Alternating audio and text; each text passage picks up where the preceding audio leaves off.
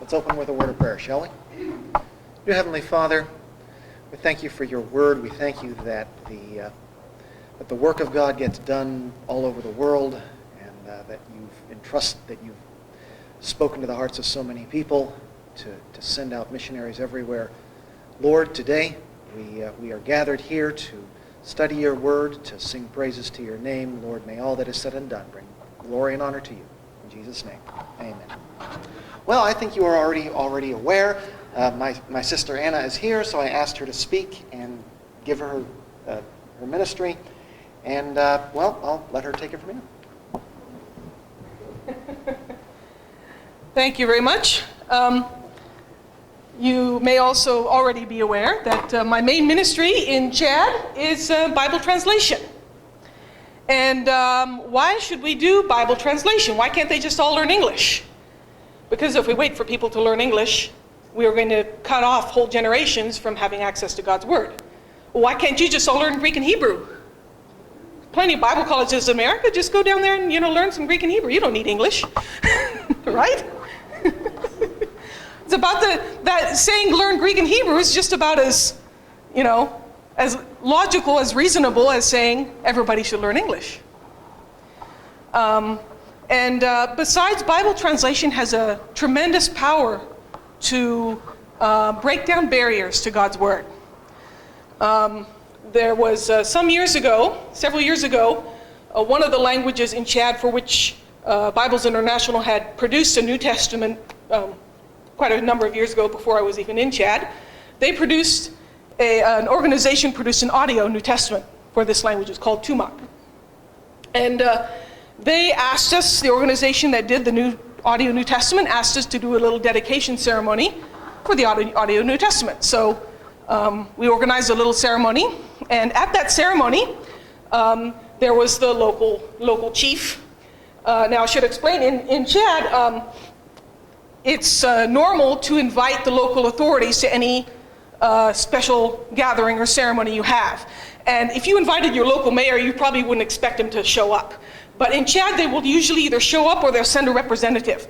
And the reason for that is to show that there's nothing suspicious going on against the government. It's a big gathering of people, but they're just doing a religious thing. So even though the authorities may be Muslim or whatever, they will either come or they'll send a representative to represent the government and to testify that nothing silly was happening, nothing suspicious was happening, they were just doing a religious ceremony. So the local chief did come, and he's Muslim, and he's dressed in his full Muslim robe and his hat. At the ceremony, they gave him as a gift a little device called a Bible stick. It's basically an MP3 player that runs on a AAA battery, and it comes with headphones, and you can, real simple controls. And the only thing on there is their New Testament in their language. And a few months after that, we returned to the area to ask them just to follow up and see how it was going with the audio New Testament. And one of the things they told us was that chief would listen to this Bible stick every day, this Muslim chief. Now, if we'd given him the New Testament in Arabic or in French, technically he would be able to understand them. I'm confident he knows Arabic, and I'm fairly sure he knows French. But he would not have been interested. But because it was in Tumac, he was willing to listen. Now, I haven't heard that he accepted Christ, but at least he heard the gospel, because the Bible translation broke down those barriers, and he was willing to listen because it was in his language. To pull another example, we have been, not me personally, but my coworkers have been translating the Bible into Luxembourgish. Where do you suppose Luxembourgish is spoken? Luxembourg, yes, very good. Would you believe that Luxembourgish has no Bible? Well, they do now, but until we started working with them, they had no Bible. A country there in Western Europe did not have a Bible. And they now have the New Testament, and recently has been published the Pentateuch. And they're still working on the rest of the Old Testament, as from all I hear, it's going very well. I saw in a report from Bibles International, something like 98% of Luxembourgish people can understand French, and a very large percentage can understand English and German. I forget the exact statistics, but it's a very large percentage. And yet people they really love getting the Bible in Luxembourgish. And the New Testament has been extremely successful, and there are plenty of good reports, and people say, this New Testament speaks to me because it's in my language. So Bible translation is very important, not only so people can have access to God's Word, but so that we can break down those barriers and reach people's hearts. But I do other things in Chad besides Bible translation. And Chad is kind of an obscure country that, unless you happen to support a missionary from Chad, you might not have heard too much about it. There we go. I put what is Chad, but maybe I should have put where is Chad. Where is Chad? Chad is, well, you find the middle of Africa and go a little bit north, and you have Chad. And I live in the far south, in SAR, and I don't know how well you can see, especially those of you in the back there, but on the right here is a map of Chad superimposed over a map of the US. And if you look real closely, you can see that the top border of Chad, the very far north, is in right about where we are here. And the bottom border of Chad is in Jacksonville, Florida. It is. Africa's a lot bigger than you think, because the way we're used to looking at a world map is usually the Mercator projection, although there are other ways of chopping it up. But most of the time it's the Mercator projection, and it really distorts things. And so Greenland looks absolutely massive. It looks as big as Africa, but it's really not. I mean, it's big, but it's not that big. And so Africa looks, on a regular map, doesn't look as big compared to the other countries as you might, other continents as you might as it really actually is. So Africa is very big. It's 4 times the size of the continental US. So Chad is one of the poorest countries in the world. It's not the poorest, but certainly very poor. In the bottom 20, depending on how you count it. The population of Chad is about 19 million. And the median age is not even 17 years old. That's the 5th youngest population in the world.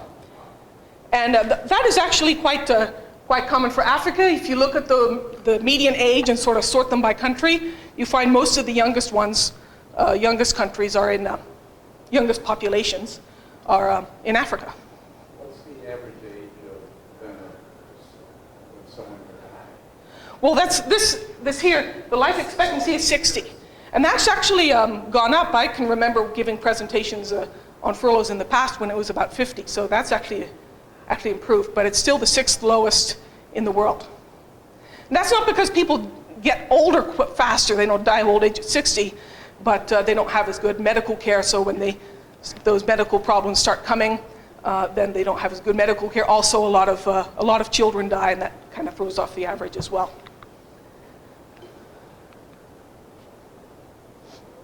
The maternal mortality is the second highest in the world. I don't remember offhand what the highest one was, but it was Afghanistan or South Sudan, one of those. Literacy is 26.8%, and much higher among men than among women. So we have a very low education level. Electricity is 11.7%, so that's what, 88% approximately that don't have access to electricity. And even most of those that do have access to electricity, technically, the electricity is very unreliable. Even in the capital or in cities where there's electricity, people will often, if they can afford to invest in solar panels, they will, just to have electricity regularly, because otherwise you can go for, days, not even just hours, but even days at a time without electricity. The internet is at 12%. That's actually better. It was lower in previous, well, I'm not on furlough technically, when I've been on furlough in the past, it was even lower. So not much internet access, and what we have is very slow. So Chad is kind of at the bad end of just about every statistic you can think of. Roads. I haven't been able, this is not a super recent statistic, but I haven't been able to find anything more recent, but I think it's still fairly accurate. Only about 1% of roads in Chad are paved. This is a paved road. This is a pretty nice one. In fact, that's, whoops. That is the equivalent of the turnpike in Chad. It's as good as it gets. This one is rather not so good road, a not paved road. And this is a somewhat bad road, not the worst I've seen, but usually when it was at the worst, I wasn't in the mood to be taking a picture. So this is so this is what I got. This one actually was a video clip, but it doesn't play on this thing, that's all right. It used, whoops, I need to, yeah, so this was paved. This used to be paved. They'll keep up the roads then, huh? No, well, once they get to this condition, they'll let it get to this kind of condition sometimes before they'll pave it. But this is part of the highway from Jemena, from where I lived in the south of Chad to Jemena, which is the capital in the, about partway up the western border of the country. It's about normally it's about if the roads were good the whole way, you can get there 12 hours. But at this point, there was a long section of road that was like this, and it would easily take us 20 hours. So there are some roads that are just so bad. There's one village that several months ago we visited that was mile-wise, as the crow flies, was not that far from what is by Chadian standards a major town. But it took us a couple hours to get there because the roads are so bad. And the village, because the roads are so bad, the village is cut off, at least to vehicle traffic, for 10 months of the year. Even though it's not that far, if you look on a map, it's not actually that far from major towns. Chad has a small, little bit of a majority Muslim, but Muslims have the political power. Something like, I saw somewhere 96 or 97% of the government people, politicians, are Muslim. Mm-hmm. Now, we are not a restricted access nation. We have freedom of religion, at least for now. Christians are, broadly speaking Christians, whatever calls itself Christian, 44%. And the remainder would be purely animist, for the most part. But syncretism has a lot more power than what the official figures would tell you, because a lot of people on a census would say I'm Muslim or I'm Christian, but in reality, they practice a lot of traditional paganism. I mentioned the remote village we visited earlier this year. A lot of the people there claim to be Muslim, but what we found out from visiting them is that they're Muslim in name, just mostly to get the favors from Muslim, because if you say you're Muslim, you get all kinds of favors, and the merchants will give you better prices and so on. But in reality, they were much more animist than they were pagan than they were Muslim. And you're wondering, what in the world is that trash on the floor and on the ground there, and what in the world does that have to do with paganism? This is something that we saw. We were on that way to that remote village. Alico was the name of the village.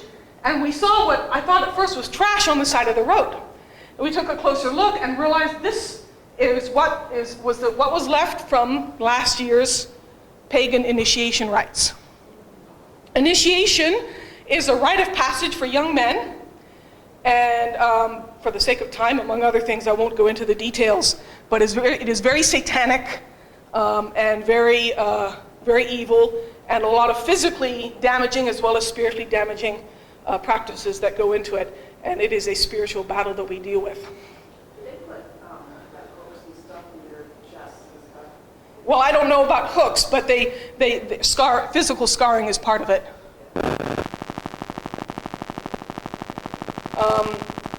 So many tribes practice idolatrous rites such as pagan initiation for young men. And this is a spiritual battle we deal with. A lot of Christian boys are sucked into this, and it's a huge battle, and there's a long history behind it that I won't go into right now. But among the Saramajingai, which is the largest tribe in our area, initiation happens every 10 years.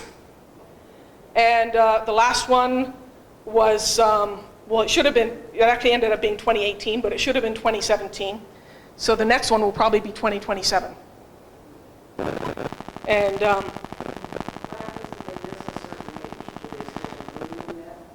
well, when they did it in 2018, they were taking boys. Normally they take them from preteen up until early 20s, but I heard of them taking boys as young as 8. Even a lot of the Chadians cringed at that one, going up into the mid 20s, and sometimes they've even taken older men, but usually that's for an excuse to take vengeance on them, because a lot of the initiation rites happen in a remote area away from the village. So once they get them out there, they can do what they want with them. So if they want to take vengeance on somebody, that's a good excuse, because one of the rules is that they're not allowed to tell what happens at initiation camps. Some of the rites do, like the closing, there's a closing ceremony that happens in the village with everybody there, and that's what you see here. This is a closing ceremony that a missionary snapped a picture out of the window of the truck, I think, some years back. So I've not been bold enough to take pictures of initiates because, I just have better things to do. If I'm going to die, I'd rather die for a better reason than because I took a stupid picture. So I just keep using this one. It's good enough. People often wonder if the languages in Chad that I work with are related. All these colors show the major language families in Africa.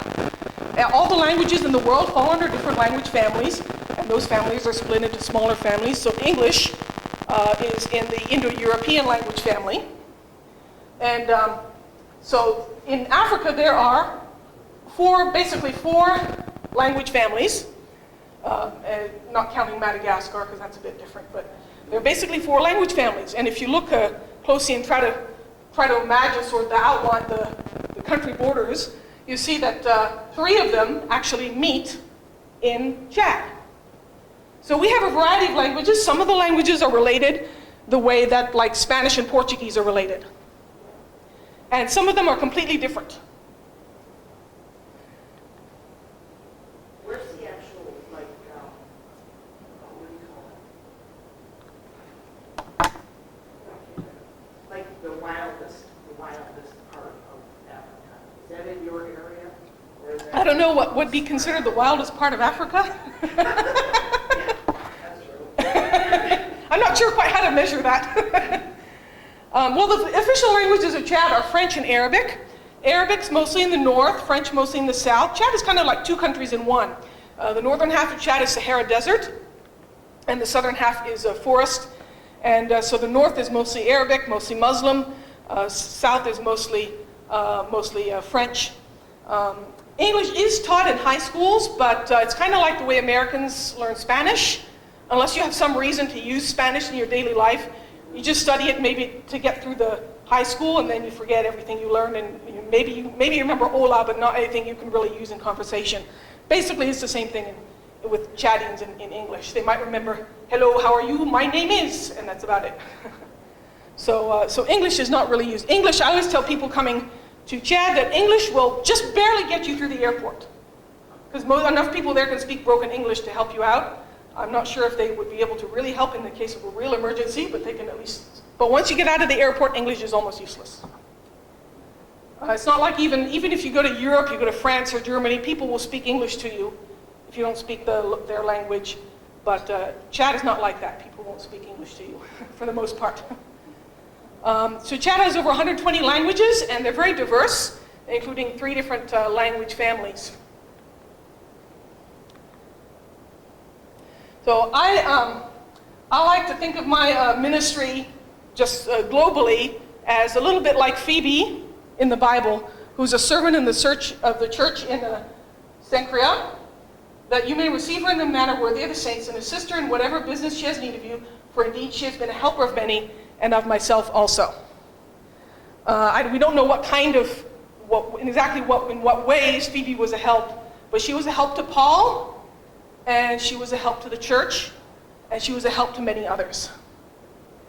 And so Phoebe's ministry was that of helping Christian workers. And what could be better a legacy than to say, they say you helped Paul? I would love that to be my legacy, but of course Paul's not here with us anymore, so we have to work with others. So one way I help is Bible translation. Now, I'm not a translator, but I work with the translators. So you see, here are the two translators I was working with there, and they're the ones who translated this Bible. This is newly printed, hot off the press.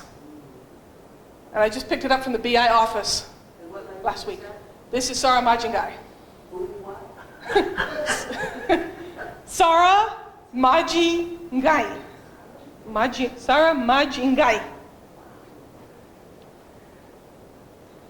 And so I don't do the actual translating, but I have had more training in Greek and Hebrew than translators, especially in Africa, have usually had the opportunity to have. And so I come alongside them, not only to help with Greek and Hebrew, but to help them in many other ways. I also help we have a theological seminary in the same village where I live. It's kind of a mission compound, which has the translation center where the translators come and we work on the translation, has a theological seminary and a Christian school and a church, and a medical clinic as well. So I teach in the theological seminary. That's our most recent graduating class there. Which one is it? Yeah, I can't. Might be a little bit hard to find me, but I'm the only woman.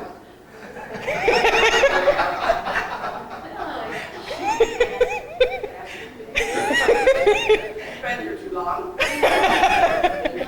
If you throw something at him, we'll just close our eyes. It's okay, I'm used to it. I say those kinds of things too. And the other is literature distribution. It's surprising how many books are not available, Christian books are not available in French. Of course, not in Sarah Majingai, but we're not probably going to translate those kinds of books in Sarah Majingai anytime soon. We're too busy with the Bible. So French is what we have to use. But it's surprising how many are not easily available there in Chad. What is available in French is distributed mostly in Canada or France. But pastors need books. They love books as much as any American pastor does, but they just don't have access to them. So let's look a little bit at Bible translation. When are we supposed to finish? 10:30? Yeah. Okay, we got lots of time. Yeah. If you run a few minutes over, we're not going to. Okay. Well, I'll try not to because it. Don't want the people's memory to be. She couldn't stop. You know, she couldn't stop talking. You go tell no one that's fine.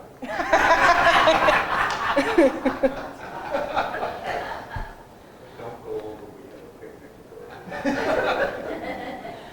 This is the chief I was talking about earlier. That was the Tumag chief that was given a Bible stick that then later would listen to it every single day. A lot of, besides the spiritual benefits, there's a practical benefit, like a social, I should say, benefit. A lot of these languages in places like Africa, the only literature available in these languages is because of Bible translation and literacy work which accompanies Bible translation. And so the only record so if that language were, in so many generations, not this generation, surely, we're sure, but it may be in a future generation that language either may change significantly or it may go extinct. But without Bible translation, we have no record of what it's like. We have no idea how they spoke Sarah Majingai in the 17th century because we have no record. They spoke something in the 17th century, but we have no idea how. So those who do linguistic research, the work that Bible societies have done in producing literature is sometimes the only material they have to work with.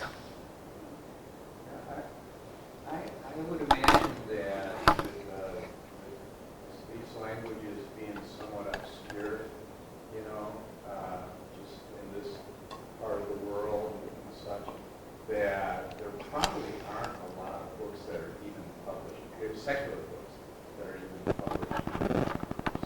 Oh, no, a lot of times nothing. In fact, most of the languages we've worked with in Chad had not even an alphabet before we started working with them. One exception is the one we just started, Boom, and the only reason they had an alphabet is because another group some years ago did translate the New Testament, but did a really poor job of it, but at least they got an alphabet out of it. But other than that, there's nothing written hardly in Boom either. That are translated in these languages like that, it would seem would be appealing to people just because it's a book in their language. Yes, it is. That's one of the reasons it helps to break down barriers, because like now here's something written in your language, and it helps to kind of validate them, because before they had nothing in their language, and now they have something. Now, what did the previous slide say the literacy rate? Not Oh, way previously. Oh yeah, it was quite a way previously. Yeah, don't go back. It was 20. Okay. Yeah. That's actually a pretty good. Yeah. I was thinking something lower than that, but if a quarter of the people are. And that only measures, that's the CIA measurement. It's a lot harder to measure literacy than you'd think, but that's from the figure from the CIA, and their measurement is the number of people that can, over 15, that can read and write in the official language. And so if they didn't have an alphabet in their own language, they won't know how to read in their own language, even if they know how to read French. And it varies. It's also not evenly distributed. It's considerably higher in men than women. I don't remember the figure now, but it's something like closer to like 15% in women, and maybe I think it was like 30-something in men, something like that. And also in a city area, it would be higher than in a village area. In the remote village we visited earlier this year, Alaco, hardly anybody was literate at all. Hardly anybody spoke French. Arabic, the local dialect of Arabic, not standard Arabic. They could speak the local dialect of Arabic enough to go to the market, but market Arabic to be able to buy, so many loaves of bread or whatever, isn't really enough to converse easily on spiritual things. So we did an evangelistic campaign, but we had to bring in people from a closely related language, because there's hardly any Christians. There are very few Christians that speak this language, and have them, there are Christians that speak a related language, so we brought in the Christians from a related language and had them be our evangelists to go out into the area, because we couldn't communicate with them in French. So, a remote village like that, literacy rates would be, way under that 26%, especially among women. So we work with mother tongue translators to help them translate the Bible. And I don't have to be sitting beside them for every single verse. They produce a rough draft using tools that we've given them. And then we meet in workshops several times a year to review, each time we review a portion of the translation. And eventually we get through the whole translation. And I'm not only helping them with Greek and Hebrew, making sure that the translation lines up with what the Greek and Hebrew say, but also just guiding them through the whole process of Bible translation. So the official title for what I do is not translator, but translation consultant. Yes? So you said that one of the tribes you were with, they had a written language because they had Bible that was translated. Yeah, in the 1970s, I think it was. It was a bad situation. Do you find that the translators, if you're not keeping close track of them, are trying to write things in their own way, or do they try to stick pretty close to the Bible? Well, that previous translation was not one that, they didn't work with us. It was, in fact, even before, it was done before Bibles International existed. But with our translators, we give them training. Well, the first thing we do with them is give them training to help, guide them toward a translation philosophy and a translation practice that is healthy for the process of Bible translation. Sometimes along the way, we may have to remind them of some things, but as long as they have learned what we taught them, yeah, we need to review. So we've just taken the Mboom translators through a training workshop. And he started training I just saw a message from him. He sent a message yesterday that he is now up to chapter 12 of Mark. Now, he didn't start in Matthew. He started in Mark. Because Mark's a shorter book, and then we can produce a trial edition of Mark, and they can start using that.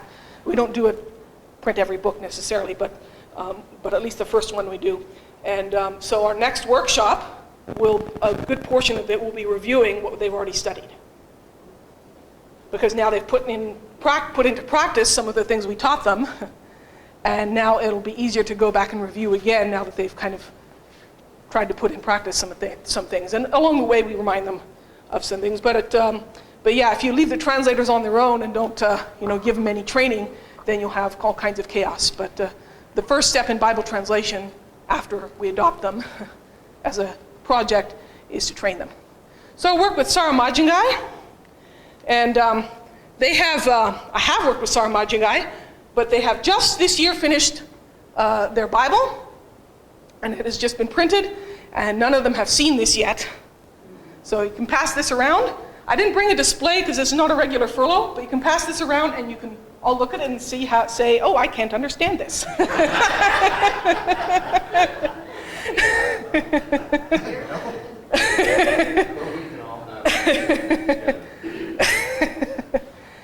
So Sarah Majingai, Sarah Kaba Dem, and the Dem also finished their Bible this year. So the reason I'm here, when I'm not on a regular furlough, is because I finished these 2 Bibles this year at the same time, which I don't recommend trying to finish 2 Bibles at the same time. Very stressful. But as a thank you, Bibles International invited me to their annual conference. And as long as I'm going to fly to the U.S., I might as well spend time with family as well.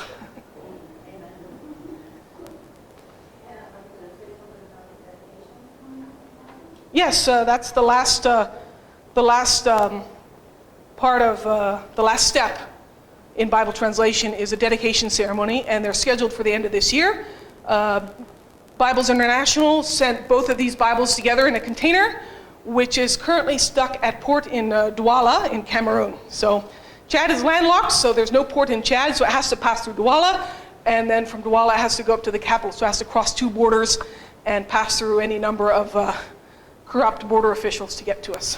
So I pray that it'll get released. Right now they say they hope it'll be released from the port there at the end of September.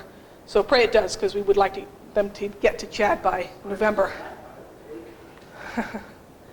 I'm still working with the Sarakabana. They're currently in some of the latter stages of their Bible, so we hope within a couple of years we'll also be printing the Sarakabana Bible, but I'm still working with them. The Ingam is somewhere in the middle, we'll say. We are still checking some of the other books they have translated, and they have ways to go yet. And the Boom just started. In fact, this is our kind of, I don't know what you call it, opening ceremony. They signed the paper to say Bibles International adopts this project. And as I said, they just started translating the book of Mark. So they don't even have a draft of one whole book finished yet. They've only been going 2 months. I work also with the students. Unfortunately, there's no sound, and we're not going to bother to try to turn on the sound because that would be a hassle. But you can see they're a fun group to work with. This is kind of an old video, and all these guys are now pastors. And some of them have gone on to seek further education. Yeah, I really enjoy working with these students, future pastors. I teach them Greek. I teach Greek and Hebrew. I give them work. They do night guard duty at my house, and that not only helps keep me secure, but it gives them a little bit of a salary to help them support their families while they're in school. And also I help them to buy literature, which I'll say more about in a bit, and also help them with a lot of other things, just a lot of other things that come up. It varies a lot, but you see here these guys are using my printer photocopier to photocopy a document. And just trying to encourage them daily. We have had so many casual conversations sitting on my front porch, just talking about different things. Those things are not planned, not programmed, but they happen naturally. So, because I live right there near where they live, so a lot of good conversations happen, and it's a real delight to work with these guys. I now have friends among the Chadian pastors scattered all throughout southern Chad. So it's a real joy to work with these future pastors. So when you're speaking with these men, what language are you? French, yeah. They come from a variety of different ethnic groups and different regions of Chad, but with French, because we have our school there is the only school that offers bachelor's level, and recently we started offering master's level classes. All the other schools are much lower academic level because there's a high percentage of Chadians that don't finish high school, or even many don't even start high school. But for those that have those higher education degrees, this school is able to offer a bachelor's degree. And so they need to have a good grasp of French in order to come there, because they have to at least reach, I think, they have to either have finished high school or I think reach the final grades of high school. Literature. I mentioned that there's surprising how much is not available, and books are expensive. One theology book can cost the equivalent of half month's salary minimum wage. Would you spend half a month's salary on a theology book? One book? And even if they're willing to, it's kind of difficult to do so because they've got to still feed their families. In order to help them have access to these books, I keep the books in my house, and they pay for them little by little, and when they finish paying for them, they can have the book. And sometimes it takes them a while, but You don't have problems with someone trying to steal money? well, since I have guards, no, I haven't had any problems with the people trying to steal them. I'm pretty strict with you have to pay before you get it. Sometimes they'll try to, we run and say, it's okay, I'll pay. But it's like, no, rule is you pay first. Say, I know you may intend to pay, but life can be complicated, and so I rarely break that rule. This year we've also had a missionary in Cameroon who has a print shop, and they organize book kits for pastors, 33 books in the box about this size, and books are useful for pastors covering theology and counseling and a number of other things, and so this was some of those books arriving. Pray for the Lord to use the 2 translations that you are now looking at, that Lord willing will be dedicated at the end of this year. Pray for the Lord to use those in the lives of the believers. Only a few languages in Chad have the full Bible. It's very difficult to translate the full Bible. It's difficult to translate the New Testament, but especially the whole Bible. The Old Testament is 3 times the size of the New Testament and covers a lot more cultural and historical detail, a whole lot more vocabulary than is needed for the New Testament. And it's a huge, huge undertaking. And these Bibles, they've been waiting for these Bibles for a long time. Pray for the 3 translations I'm still working on. Pray for the spiritual and academic growth of the seminary students and for their financial provision. The tuition is not very high compared to what you pay here. It's a fraction of what you pay here. You wouldn't even get a pastor's library out of what the students pay for tuition there. But for them, it's quite difficult to pay for. So pray for their financial provision. Pray for the Lord's choice for a new dean for the seminary. I didn't have time to talk about it, but our very dear dean of the seminary, who was there for many years, passed away in February.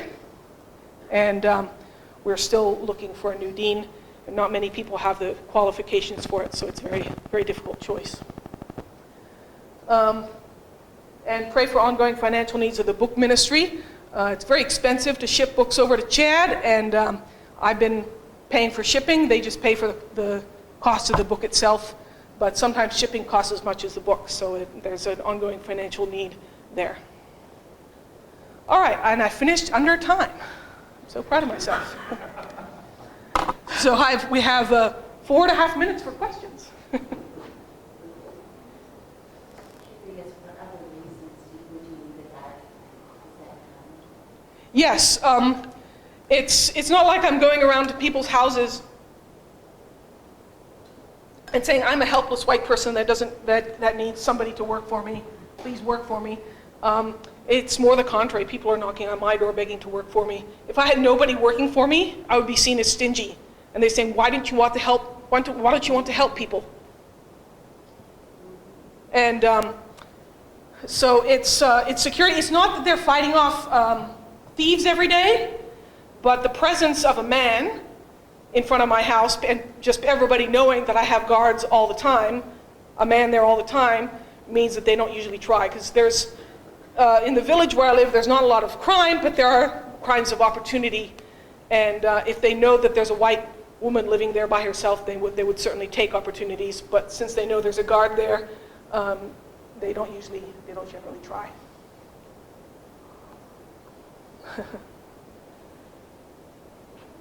When you said 44% were of religions were Christian, Yeah. or people that call themselves Christian, Mhm. is like Catholicism make up a big part of that number? There are Catholics. I don't have the statistics in my head for how many are Catholic and how many are not. There certainly are a fair number of Catholics, but I'm not even sure if it's the majority of those who call themselves Christians. The Baptist missions entered Chad 100 years ago, and several other evangelical denominations entered right about that same time. So evangelical Christianity has been there for quite a long time. And so it's quite different from like Cameroon. I was amazed in Cameroon when I visited there earlier this year. The fundamental Christian population is quite small there, as the Catholics have a much greater population. But in Chad, the evangelical Christians got there quite early, and so we have a pretty significant number. But there certainly are plenty of Catholics around. Is the government stable in Chad? Well, for 30 years it was fairly stable, but the president, who had been there for over 30 years, was assassinated in 2021, and since then it has been becoming more unstable. So if you're going into an area that has had no alphabet over the market, how long does it take to produce even the New Testament? Well, The average, I know what the bigger is. yeah, our aim is to get a New Testament done in 10 years. That's if everything goes really well, and not too many obstacles. That's our goal. We haven't reached that goal in Chad yet, but that's what we're aiming for. So hopefully, if we don't have any major hurdles to overcome, that we can finish the New Testament in 10 years. But as far as an alphabet, it doesn't take as long as you would think, because there will be related languages that they can use, and there's a sort of an official orthography. Orthography is the whole writing system, and the government has kind of an official orthography that the local languages use. It's revised Latin. It's Latin-based, but with a few characters added for special sounds that don't exist in French or English. The Kulfa, for example, which is a language that we're hoping to work with, but we don't have enough consultants to start a project with them. They don't have nothing written in their language at all, as far as we can tell. But they are quite similar to one of the other languages we work with, so I think it would not be too difficult to give them a writing system, taking the writing system of the related language that they can, understand for the most part, and adapting it for their phonology. Listen to the sound. There's only so many ways the human vocal cords can be manipulated, and even in a language that nobody else has studied, they still have the same vocal cords that you do. And so there's only so many ways that human sounds can be speech sounds can be made. And so linguists have categorized all that, and a good linguist can listen to those sounds and look at related languages and come up with an orthography reasonably quickly. So it's not something that takes years. A few workshops maybe, but not years. So from what you're saying is most of the people there are either bilingual or multilingual. Is that something they learn in school, or is that something they're taught as they mature in their family, or is it? Yes. So if they won't, most of them won't know French unless they've gone to school. In Chad, they basically learn French in school. Like even if their parents speak French very well, they will usually use the local language with their children at home. But a lot of them will speak more than one local language. The languages in Chad have kind of 3 social statuses.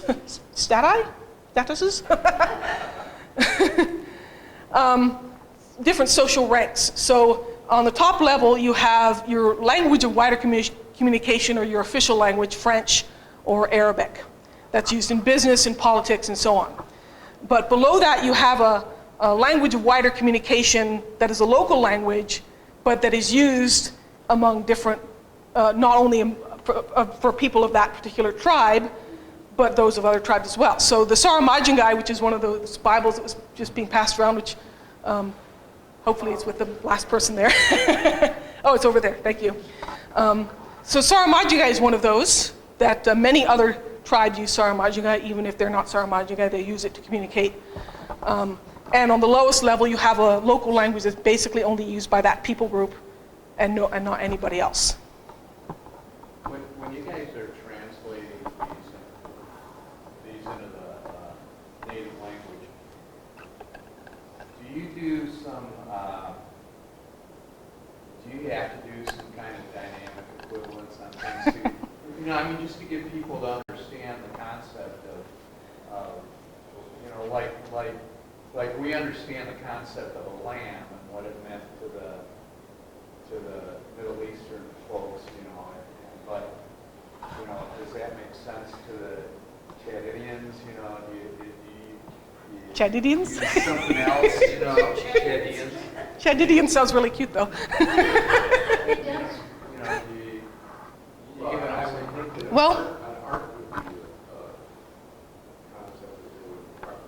Well, did you ever see Noah's Ark? So it's a foreign concept to us too. They had to find a way to translate it into English. It's just you're used to it.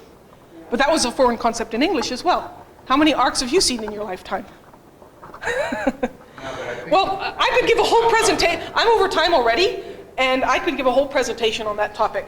But I'll give a brief answer. Our translation philosophy aims at what we call modified literal.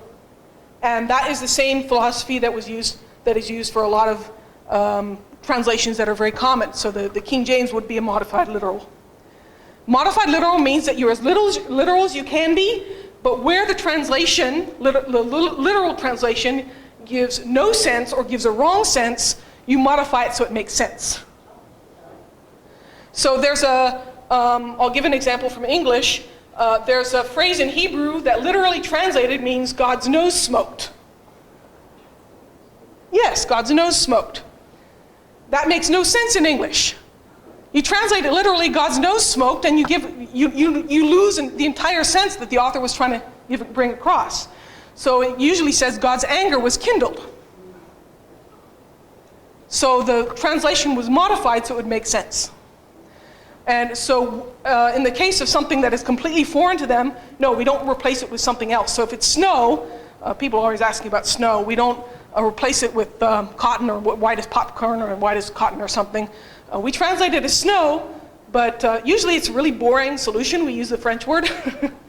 And then we explain it in the glossary exactly what snow is. But there are different techniques depending on what the exact problem is, but we can either borrow a word or we can coin a new term using a short phrase. One language I worked with didn't really have a single word for humble, but they said somebody who has a heart like a little child. So there are ways of handling those kinds of things without completely going translated something, introducing something foreign into the Bible. So we don't introduce foreign things into the Bible, we translate it in a way that makes sense. And just as in English, there are foreign things in the Bible that we didn't understand, and they had to find a way to translate it, we have to do the same for their language. The Bible was not written in 21st century Africa or 21st century America. And so we all have to learn about the culture of the Bible, and they do too, but we also translate in a way that makes sense. So, and I have whole presentations I've given on that topic, but we don't have time now because I'm over time. So, I know Bible translations is interesting, but I'll have to turn it over. Oh, I have a few prayer cards if you want some.